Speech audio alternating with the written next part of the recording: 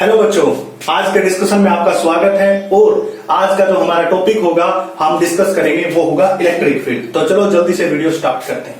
तो electric field क्या होता है कि मान लिया जाए मैं कहता हूं कि यहाँ पे Q1 चार्ज रखा हुआ है, दूसरा चार्ज Q2 यहाँ पे है, तीसरा चार्ज Q3 यहाँ पे है, चौथा चार्ज Q4 यहाँ पे। ये चार्ज इसके ऊपर फोर्स अप्लाई करेगा जो कि कूलम्ब्स लॉ देता। कूलम्ब्स लॉ ने बताया था दोनों के बीच फोर्स कितना होता है, K Q1 Q2 bye R square. ये है R डिस्टेंस। अब मैं क्या देखता हूं कि इस चार्ज के कारण इसके ऊपर फोर्स देखता हूं Q2 के ऊपर, Q3 के ऊपर। तो ये मैंने देखा कि जब मैं इस Q1 के कारण इसके ऊपर फोर्स देखता हूं तो वो फोर्स जीरो है। क्यों जीरो है? क्योंकि इस चार्ज का जो स्पेस है, फील्ड है, वो केवल इतना है। क्योंकि मैंने बताया था इलेक्ट्रो का मतलब होता है चार्ज और फील्ड का मतलब होता है एरिया। वो एरिया जिसके अंदर इलेक्ट्रिक फील्ड महसूस या इलेक्ट्रोस्टैटिक फोर्स महसूस कर सकते हैं। तो हम कैसे डेफिनेशन बनाएंगे? It is the space around the charge, इस चार्ज के चारों space in which electrostatic force can be felt. यानी कि इस चार्ज के चारों ओर वो स्पेस जिसके के अंदर हम इलेक्ट्रोस्टैटिक फोर्स को महसूस कर सकते हैं, फील कर सकते हैं, उसको हम क्या कहते हैं? इलेक्ट्रिक फील्ड कहते हैं। अगर इस स्पेस से बाहर जाएंगे तो ये चार्ज इसके ऊपर कोई फोर्स नहीं लगाएगा, ये चार्ज इसके ऊपर कोई फोर्स नहीं लगाएगा, ये केवल किसके ऊपर लगाएगा? इसके ऊपर लगेगा। इसी को हम क्या कहते हैं? इलेक्ट्रिक फील्ड कहते हैं। तो हम इसको लिख देते हैं। तो electric field is space around charge in which electrostatic force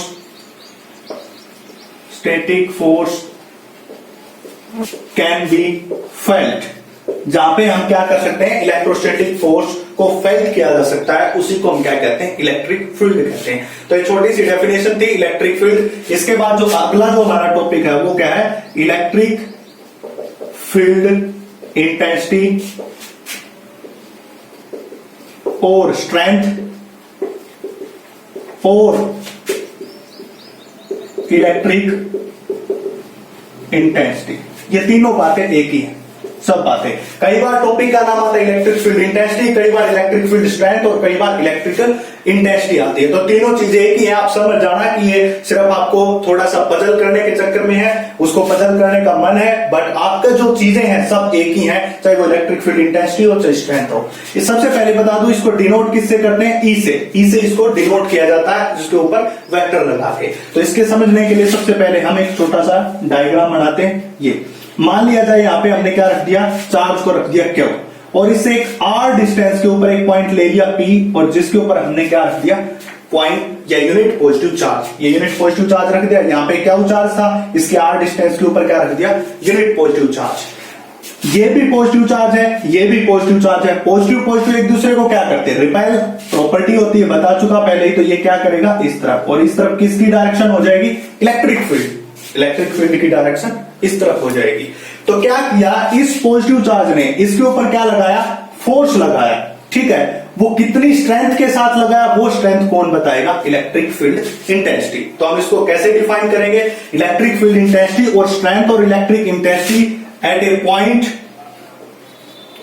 is defined as electrostatic force.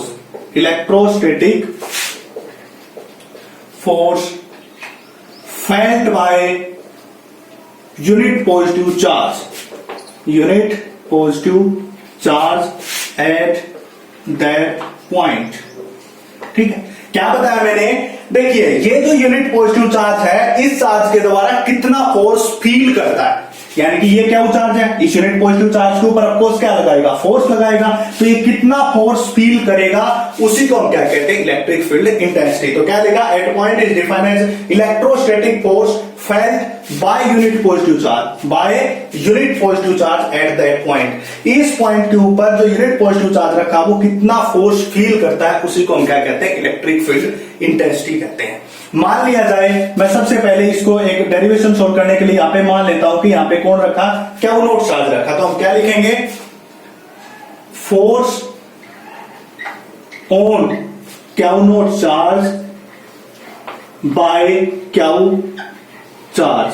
यानी कि इस Q नोट चार्ज के ऊपर इस Q चार्ज ने कितना फोर्स लगा? वही फार्मूला कूलम्ब्स लॉ के द्वारा, Q naught by R square. ये Q नोट, और दोनों के बीच की डिस्टेंस कितनी?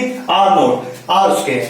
अगर ये क्यू नॉट चार्ज ना होता, यूनिट चार्ज होता, जो कि हमने लिया है, तो force on unit charge by Q charge, तो कितना हो जाएगा बाय में इसके, ये हो जाएगा के क्यू नॉट बाय में आर स्क्वायर, और इसके बटे में क्या हो जाएगा क्यू नॉट, ये वाला क्यू नॉट से क्यू नॉट क्या हो जाएगा कैंसिल, तो ये क्या बच जाएगा के क्यू बाय में आर स्क्वायर, और इसी को हम क्या लिखते हैं इलेक्ट्रिक फील्ड इंटेंसिटी के क्यू बाय में आर स्क्वायर।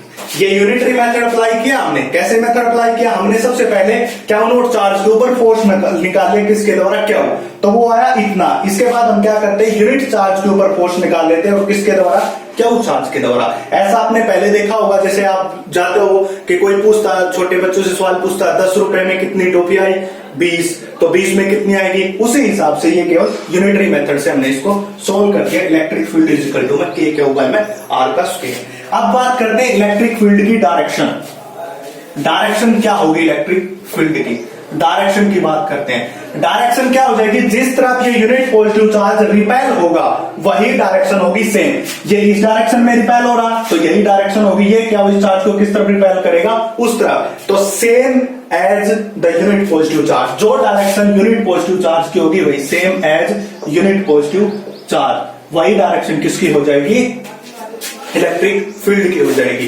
तीसरी बात, इलेक्ट्रिक फील्ड एक कैसी क्वांटिटी है, वेक्टर क्वांटिटी, कैसी क्वांटिटी है वेक्टर क्वांटिटी। इसके बाद हम बात करेंगे यूनिट की, जो इलेक्ट्रिक फील्ड हमने देखा इसकी यूनिट हम कैसे निकाल सकते हैं। देखिए मेरे को यूनिट याद नहीं है, पता नहीं मैं कैसे निकालूं, तो कोई डरने की जरूरत नहीं है, अगर आपके साथ बोर्ड में ऐसा होता तो ऐसे करो के क्या हुआ है आर का स्क्वायर। देखो के की वैल्यू की जो यूनिट है मैं पहले ही बता चुका कितनी होती है, न्यूटन मीटर स्क्वायर पर कूलम्ब स्क्वायर। ये कैसे आई के की यूनिट, ये मैं पहले वीडियो में बता चुका हूं, आप पीछे वाली वीडियो देखिए आपको पता चल जाएगा। और चार्ज की क्या होती है कूलम्ब, और इसकी क्या होती है मीटर स्क्वायर, मीटर स्क्वायर से मीटर स्क्वायर कैंसिल, एक कूलम्ब से एक कूलम्ब कैंसिल, तो क्या हो जाएगी न्यूटन पर कूलम्ब, इसी की यूनिट किसकी हो जाएगी न्यूटन पर कूलम्ब। ये क्या हो जाएगी इलेक्ट्रिक फील्ड की हमारे पास क्या आ जाएगी यूनिट आ जाएगी। तो ये था हमारे पास इलेक्ट्रिक फील्ड और इलेक्ट्रिक फील्ड इंटेंसिटी, ये हमने डिस्कस किया। इसके बाद हम क्या करते हैं नेक्स्ट टॉपिक की तरफ बढ़ते हैं, नेक्स्ट टॉपिक का डिस्कशन करते हैं, और वो हमारा है इलेक्ट्रिक डाइपोल। नेक्स्ट जो हमारा टॉपिक होगा वो हो जाएगा इलेक्ट्रिक डाइपोल।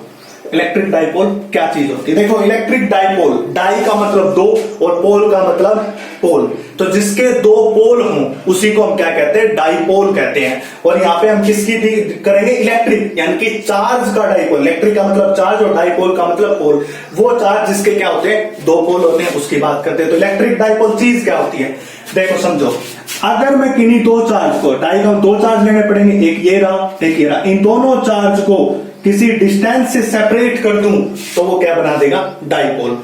एक चार्ज पॉजिटिव होना चाहिए, एक चार्ज कैसा होना चाहिए नेगेटिव होना चाहिए, तो हम क्या कहेंगे टू इक्वल एंड अपोजिट। अगर इस क्यू की वैल्यू 10 कूलम्ब है तो इसकी वैल्यू भी कितनी होनी चाहिए 10 कूलम्ब, तो हम क्या करेंगे two equal and opposite charge, एक के ऊपर पॉजिटिव एक के ऊपर नेगेटिव तो अपोजिट हो गए, two equal and opposite charge are separated by some distance to make electric dipole.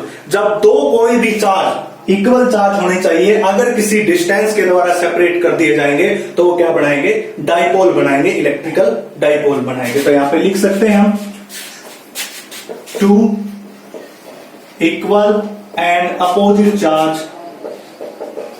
Charge separated by some distance, separated by some distance is called electric charge, is called electric charge। इसको हम क्या कहेंगे electrical dipole, electric dipole का electric charge नहीं electric dipole. तो क्या कहेंगे जब तो कोई भी इक्वल और अपोजिट चार्ज सम डिस्टेंस से सेपरेट कर दिया जाए, separated by some distance is called electrical dipole कहते हैं। अब जो इलेक्ट्रिकल डाइपोल होता है इसका हमेशा डाइपोल मोमेंट भी होगा, जो इलेक्ट्रिकल डाइपोल होगा उसके पास क्या होता है डाइपोल मोमेंट होता है। और डाइपोल मोमेंट क्या चीज होती है वो भी हम बताएंगे। अब पहले इसका एक डायग्राम बना लेते हैं, एक चार्ज ये रहा एक चार्ज ये रहा, ये माइनस क्या चार्ज है प्लस क्या चार्ज है, और दोनों के बीच की डिस्टेंस को हमने कितना ले लिया 2L के बराबर ले लिया। माइनस क्यू प्लस क्यू, और दोनों के बीच की डिस्टेंस कितनी 12। तो ये वही बात है, two equal and opposite, negative positive separated by some distance, वो डिस्टेंस है 12, इज कॉल्ड इलेक्ट्रिकल डाइपोल। और यहां पे लिखेंगे every dipole have a dipole moment. प्रत्येक डाइपोल के पास क्या होता है, डाइपोल मोमेंट होता है। एंड डाइपोल मोमेंट को डिफाइन कैसे करेंगे, dipole moment is the product of either charge, चाहे तो ये चार्ज ले लो चाहे ये चार्ज ले लो, एंड डिस्टेंस का। पहले लिख लेते हैं फिर समझा देंगे। तो is the dipole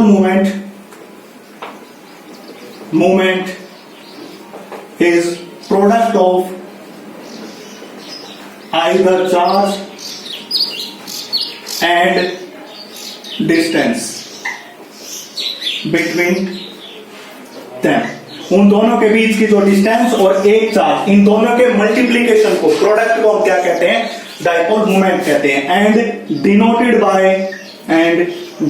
by P. किससे डिनोट करते हैं, पी से। देखिए पी इज इक्वल टू में क्यू मल्टीप्लाइड बाय में 12।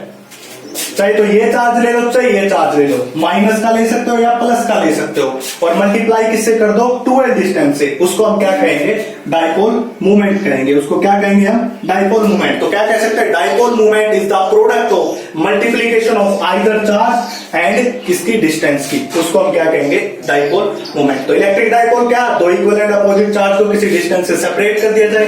प्रत्येक डाइपोल का डाइपोल मोमेंट होता है, और वो डाइपोल मोमेंट क्या होता है, प्रोडक्ट होता है किसका, किसी भी एक चार्ज और उसकी मल्टीप्लाई किससे कर दे, 12 डिस्टेंस से।